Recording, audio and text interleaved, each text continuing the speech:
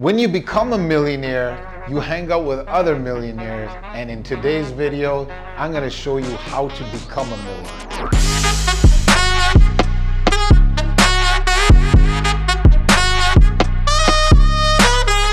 So if you want to know how to become a millionaire, hit that subscribe button and let's roll. Okay, the first step that you definitely need to do in order to become a millionaire is hang out with millionaires, because you are the product of the people that you hang out with, period. We've all heard that before. You know, you are a product of the 5 people that you hang out with, bro. I don't care how you get them. I don't care if you get them through books. I don't care if you get them through Audible. I don't care if you get them through mentorship or coaching.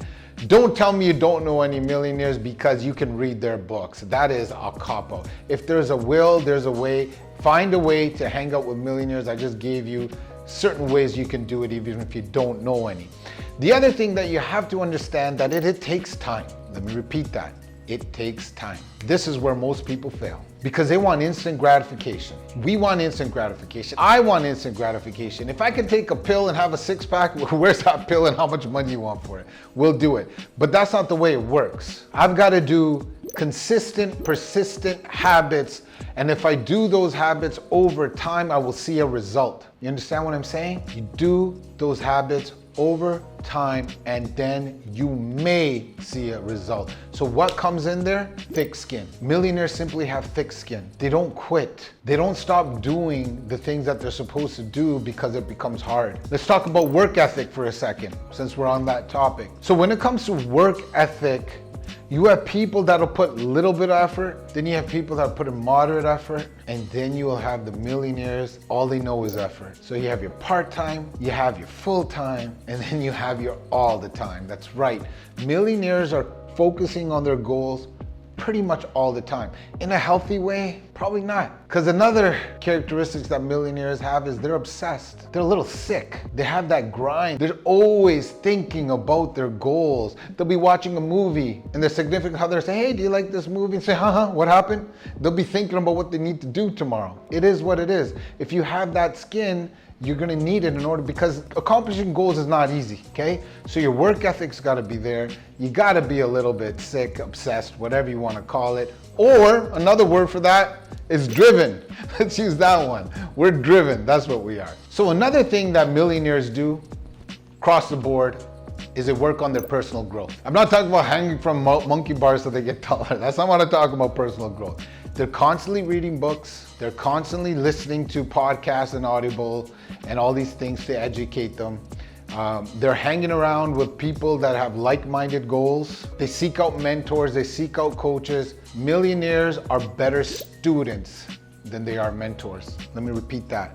A lot of times when somebody becomes a millionaire, other public people want to ask them, hey, can you mentor me? And the millionaire will try, and they get some passion and they get a really fulfillment is a word I'm looking for, to help others, but they're not born coaches, they're actually born students. Millionaires are the best students I've ever met, because when you tell them to do something and if they agree with it and they see the value in it, they're gonna do it. And they constantly wanna absorb and learn more. So millionaires work on their personal growth. Another characteristics that they have is they do not stop momentum. Let me explain. We live in a world with a lot of happiness, but we also live in a world with a lot of sadness. People get divorced, deaths happen, we get hurt, we get injured. There's trials and tribulations in life. Go bankrupt, no money, whatever the case may be. But here's the difference. By observing millionaires, I have learned that they do not stop their momentum. A tragedy might happen in their life, but they keep going. Yes, they feel sad. They're great people, they have empathy, they feel sad, but they don't let that drive them away from their goal. Whereas where I see others that don't reach this status, anything could happen. They get a divorce. Oh my God, 3 months is gone. Oh my God, what should I do? Whatever. People that are successful, they brush that off. Yes, they're sad, but they brush it off, and actually working towards their goal actually helps them. So they do not stop momentum. Whereas somebody that is not that successful, they will stop momentum 6 times in a year. Oh, I just got divorced. Oh, my knee hurts. Oh, I'm sick today. Let me take 10 off. 6 months off. No, Millionaires don't do that shit. They make sure that they keep that momentum going, because once that momentum stops, it's hard. It's hard. Do you know how hard it was to push that boulder up the hill? Now you're telling me this boulder is just about to go downhill and you want me to stop? Hell no. Keep that momentum going. Another characteristics that millionaires have is they don't constantly change industries. I'm an insurance broker one day. Oh, didn't work. I'm gonna get my real estate license. Oh man, I suck at that. But I'm not gonna say I suck at that. I'm gonna say the world sucks, because they're not listening to me, because other people don't wanna take responsibility. Guys, millionaires will take 100% responsibility. They don't point the finger at other people. Back to the example, they don't change industries. They stick to something. Ray Dalio, billionaire, stuck to something. Steve Jobs, billionaire, stuck to something. Warren Buffett, stuck to something. You need to stick to something, not blame the world, and just keep going. You know what happens when you keep changing industries? You're failing, you're quitting. What if I told you it's not the industry? What if I told you it's us? If we stop, it's us. Which leads me to my last point, which was my first point, and I can't emphasize this enough. Time. When you start in a business, the first 2 years are meant for failure. Let me repeat. The first 2 years are meant for failure. What you become through that failure is what's gonna make you into that millionaire. Year 5 or 3 to 5 is when you start reaping some fruit. And year 5, you might hit $500,000 a year. Boom, $500,000 a year, let's go. Now, you gotta sustain that for a couple of years, and maybe year 7, 8, 10, you start doubling that.